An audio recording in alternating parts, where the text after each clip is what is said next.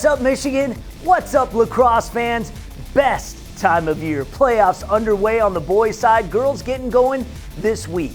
Welcome to Face Off. I'm Lauren Plant, Sean Baligian, and Greg Durham coming up, and they've got a lot to talk about. But first, just a subtle reminder, State Champs Face Off is presented by Lawrence Technological University. Several world-class undergraduate programs and over 24 NAIA Division II level varsity sports, including men's and women's lacrosse.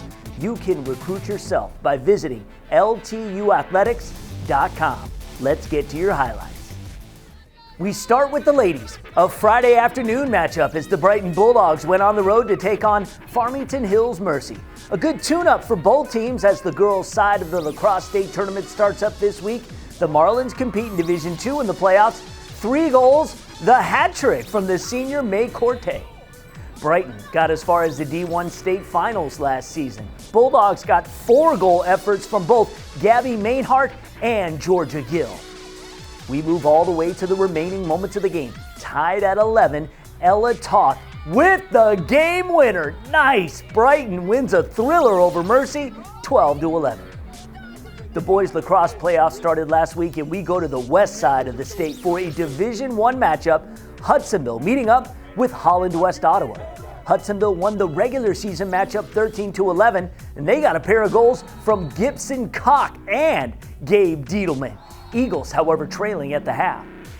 That's because West Ottawa stepped up. The junior Cole Tolgeski bringing the heat. 6 tallies for Cole. Trent Mulder chipped in a hattie. West Ottawa's moving on. They beat Hudsonville 14-12 the final. Staying on the west side for another Division I matchup, Muskegon Mona Shores taking on Grand Haven. This game played at Reitz Puffer High School. Mona Shores came into the contest 13-3. Sailors led 3-2 at the break. Grand Haven coming in with a 10-4 record. 3 goals from Chase Robinson, and the Bucks only down 8-6 into the fourth. But Mona Shores would outscore Grand Haven 4-0 in the final stanza. Brayton Conrad with a triple shot himself. Mona Shores advances 12-6 over Grand Haven. Game Changers are weekly training and injury prevention features designed with the high school athlete in mind. Now in partnership with our friends with the DMC Physical Therapy and Sports Medicine team, every week we bring you information you need to know. This week it's about the Witty program, the proper and efficient way to strengthen your shoulders. Check it out.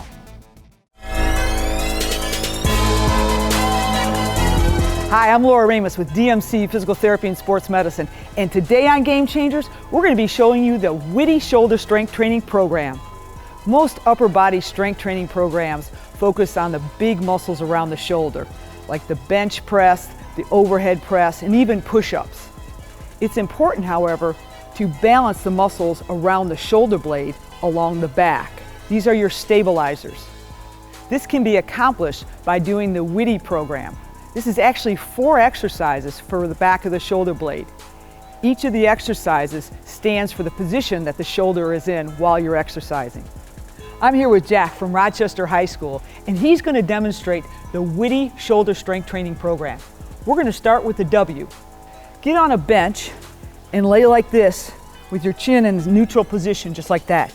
With your elbows in a W position to start out with, you're going to lower down to the floor and then squeeze your shoulder blades and lift back up. You're going to start out with no weight, just like Jack. Build yourself up to 30 repetitions. When you can do 30 reps, then you're going to add a 1-pound weight in each hand. Your goal is to get up to 3 sets of 10 with 10 pounds in your arms.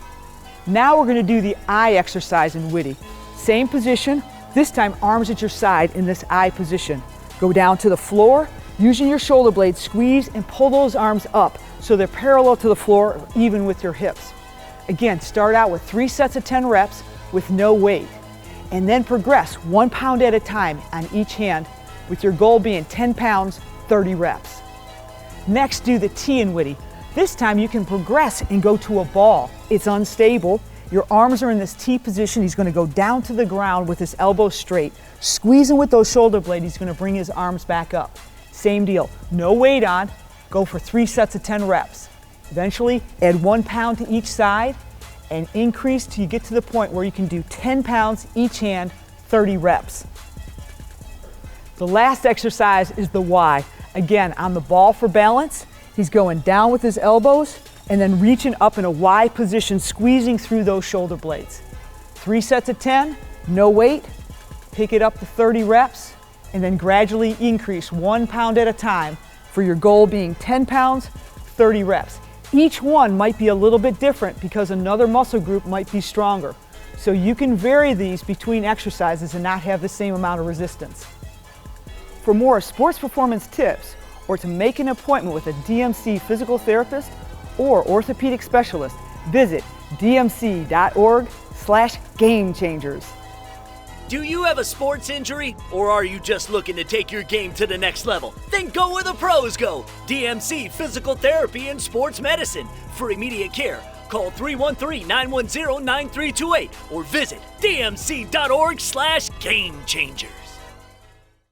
All right, enough of me. Let's bring in Sean Baligian and Greg Durham. Well, thanks as always to my pal Lauren Plant, and welcome to another edition of Face Off here on the State Champs Network. Let's get right to it. We have a very special guest joining us this week. Of course, he is the head man at Detroit Country Day. Let's welcome him in, Coach Chris Garland. And Coach, really appreciate you taking the time. I know this is money time for everybody out there, and you guys are busy, so thanks for your time tonight. How are you? I'm well. I really appreciate you guys having me on. It's been great listening to these interviews. I've learned a lot about other coaches in the state and how they're doing. We're all going through different things at this time of school, so I really do appreciate the invite. Well, yeah, let's start right there, Coach. How could you even sum up the last couple of years? I mean, it's been strange for everybody. This year, obviously, more of a return to normalcy, but how have things been at DCD? So this is a somewhat normal school year, but I haven't had a normal school year until I first started. That was my 4 years ago at Country Day. That seems like eons ago. We had some shutdowns, masks, the mask stuff. That's, kids can choose to wear them or not at our school, but it feels normal. We have a season. We had a prom. I think things are getting there, but there have been no interruptions to our season, so that's been really good. Hey, if you want to hear more of the conversation, make sure that you head on over to Spreaker.com and just search State Champs Face Off. This is the best time of year, and as we talked about last week, we found out what those seeds would look like. So let's start with Division I. What jumps out to you, Coach? So Division I, it's kind of like normal. Rice did lose last week to EGR, but that shouldn't affect anything. Brother Rice is a number 1 seed in Division I. Their biggest challenge will probably come in the regional final against Birmingham, who they actually had a tough time last year with, but they did pull it out. Number 2 is Detroit Catholic Central. Heartland and CC shouldn't have really any issues getting through their region. From what I see, Clarkston, they're a 4 seed. They should do pretty well. Granville's a 5th seed. What I really am excited about is seeing Granville play Clarkston. I think once we get to the quarters, that is going to be a dandy. Brighton will then play their rival, Heartland, if they get to the quarters.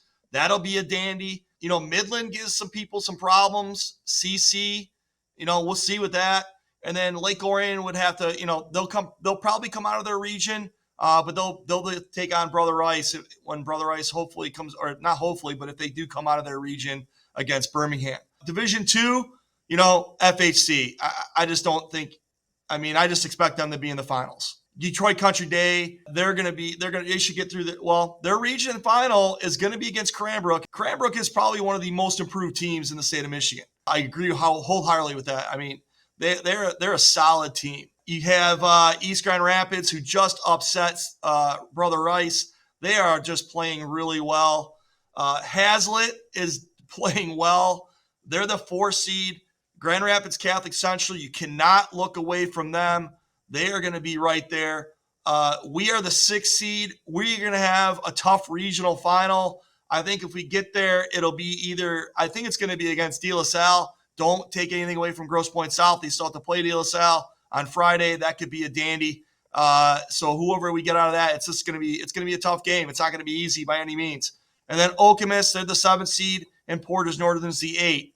I really just foresee Forest Hill Central and the winner of Detroit Country Day, East Grand Rapids, coming out of that. I just, not that I'm not going to take my team or anything like that or any of these other teams slightly, but, those 3 teams are really good teams, and it's going to be a battle for number 1 with those 3. The girls is another story. Now, so girls is a little bit different because they don't seed.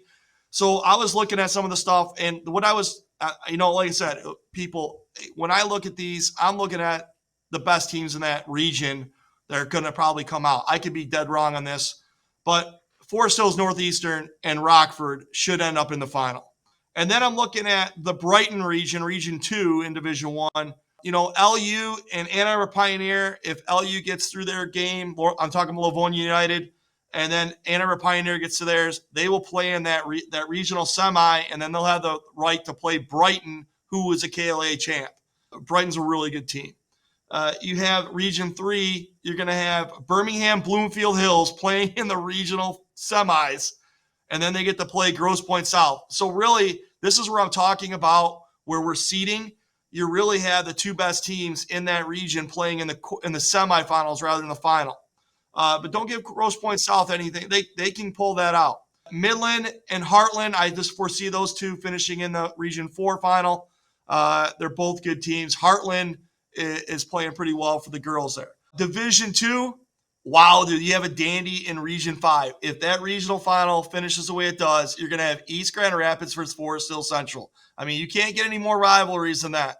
That is the biggest rivalry on the west side of the state. Region 6, you're going to have Mercy probably playing Skyline. Mercy is playing very well.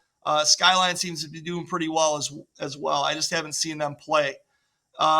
Region 7, you got Country Day, who's probably the second best team in girls lacrosse. They're going to play Stony Creek. But the thing is, Detroit Country Day has to go through a gauntlet in the first round and the semifinal to get there. They're going to have to play Cranbrook, who's really good, and Marion. And they're both solid teams. So that's not going to be easy for them to get there. But, if they get through there, they should be rolling from there. So, and then at Region 8, I was looking at this, and this is probably the most balanced region, where you have DeWitt and Okemos playing possibly in the semifinal, regional semifinal, and then you have Lansing Catholic and East Lansing in the semifinal, possibility. And those are just, it's a toss-up with that region. But I really like what I see. Some of these girls' teams that are better than others are going to get bowed out earlier, and so hopefully in the future we'll be able to, get this girls' side seeded like the boys, because I think you're going to have better games in the quarters and the semis. Sure. And the finals. That's what we want. That's what everybody wants, and I hope that really gets fixed down the line. I know they're working on it. I know it'll take some time, but hopefully it will get there. Well, good luck, Coach. Happy Memorial Day to you. Happy Memorial Day to everybody out there. For Coach Durham, I'm Sean Baligian saying thank you so much for joining us. Enjoy the action this week, and we'll talk to you again next week right here on Face Off. State Champs Face Off is presented by Lawrence Technological University. LTU offers over 24 varsity sports for men and women, along with several dozen world-class undergraduate programs. Athletic and academic scholarships are available in all sports. Visit ltuathletics.com and recruit yourself. Face Off is also brought to you by the Michigan High School Athletic Association, promoting the value and values of educational athletics. The Detroit Medical Center Physical Therapy and Sports Medicine Pros. Do you have a sports injury, or are you just looking to take your game to the next level? Go where the pros go. Visit dmc.org/gamechangers. Detroit Athletic Club Foundation's Male and Female Athlete of the Year Awards. Stay tuned for the announcement of this year's 12 nominees coming soon. Who will be this year's Male and Female Athletes of the Year? Find out live Monday, June 6th, only on the State Champs Michigan Network. U.S. Navy recruiting, call 313-315-2560 and talk to a local officer to find out how the Navy can take you anywhere from the sea to the stars. Oakland School's technical campuses are designed for any student who wants to graduate high school with industry certifications, on-the-job experiences, business connections, and college credits. Check them out at ostconline.com.